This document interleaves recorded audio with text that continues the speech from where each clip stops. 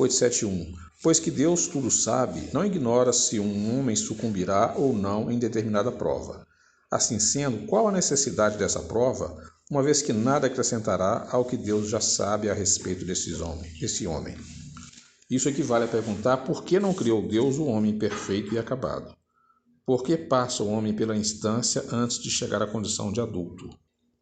A prova não tem por fim dar a Deus esclarecimento sobre o homem, pois que Deus sabe perfeitamente o que ele vale, mas dá ao homem toda a responsabilidade de sua ação, uma vez que tem a liberdade de fazer ou não fazer. Dotado da faculdade de escolher entre o bem e o mal, a prova tem por efeito pô-lo em luta com as tentações do mal e conferir-lhe todo o mérito da resistência. Ora, conquanto saiba de antemão se ele se sairá bem ou não, Deus não o pode, em sua justiça, punir nem recompensar por um ato ainda não praticado. Assim sucede entre os homens, segue um comentário. Por muito capaz que seja um estudante, por grande que seja a certeza que se tenha de que alcançará bom êxito, ninguém lhe confere grau algum sem exame, isto é, sem prova. Do mesmo modo, o juiz não condena o acusado, senão com fundamento num ato consumado, e não na previsão de que ele possa ou deva consumar esse ato. Quanto mais se reflete nas consequências que teria para o homem o conhecimento do futuro, melhor se vê quanto for sábia a providência em lhe ocultar. A certeza de um acontecimento venturoso lançaria na inação. A de um acontecimento infeliz o encheria de desânimo. Em ambos os casos, suas forças ficariam paralisadas. Daí o não ser-lhe mostrado o futuro, senão como meta que ele cumpre atingir por seus esforços, mas ignorando os trâmites por que terá de passar para alcançá-la. O conhecimento de todos os incidentes da jornada lhe tolheria a iniciativa e o uso do livre-arbítrio. Ele se deixaria resvalar pelo declive fatal dos acontecimentos sem exercer suas faculdades. Quando o feliz êxito de uma coisa está assegurado, ninguém mais com ele se preocupa. Título: Resumo teórico do móvel das ações humanas.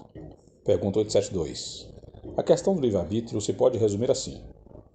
O homem não é fatalmente levado ao mal. Os atos que pratica não foram previamente determinados. Os crimes que comete não resultam de uma sentença do destino.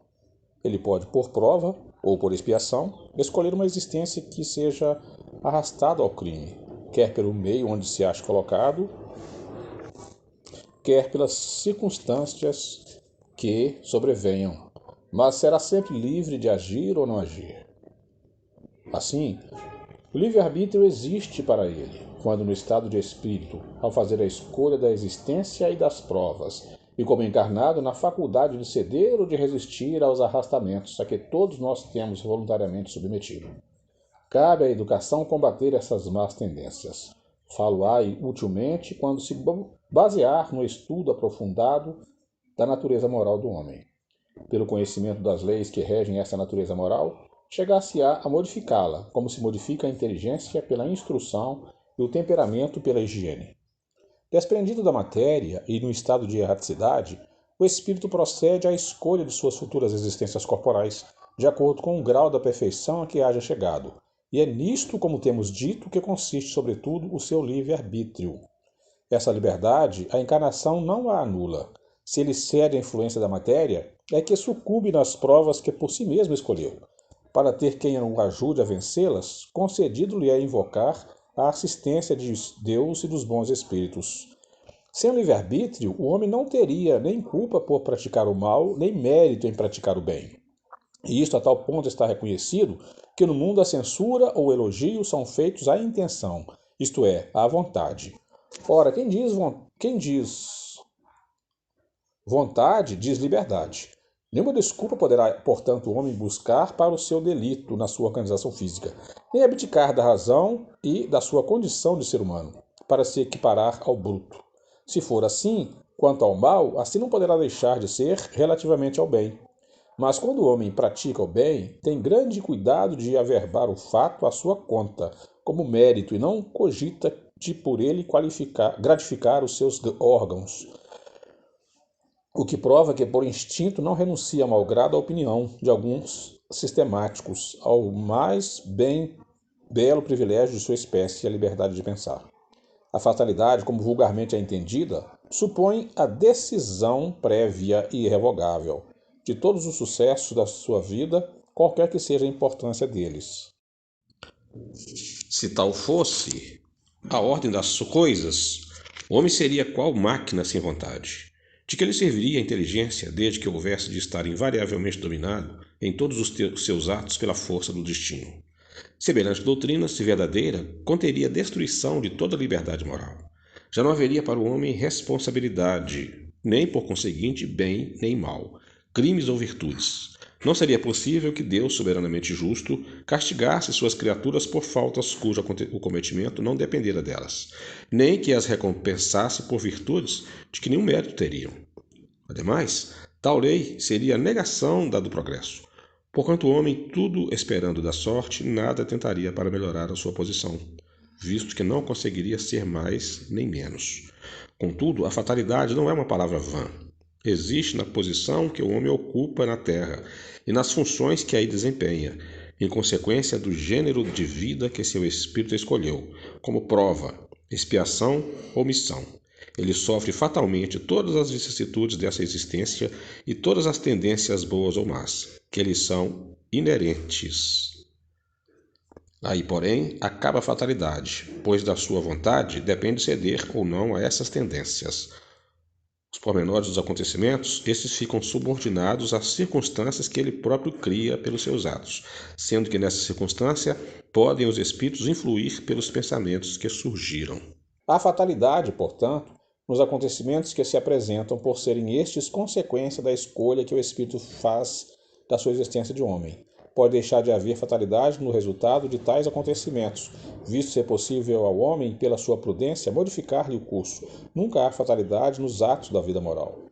No que concerne à morte, é que o homem se acha submetido, em absoluto, à inexorável lei da fatalidade. Por isso que não pode escapar à sentença que lhe marca o termo da existência, nem ao gênero da morte que haja de cortar a esta o fio. Segundo a doutrina vulgar, de si mesmo tiraria o homem todos os seus instintos, que então proviriam ou da sua organização física, pela qual nenhuma responsabilidade lhe toca, ou da sua própria natureza, caso em que lícito lhe fora procurar desculpar-se consigo mesmo, dizendo não lhe pertencer a culpa de ser feito como é. Muito mais moral se mostra indiscutivelmente a doutrina espírita. Ela admite no homem o livre-arbítrio em toda a sua plenitude.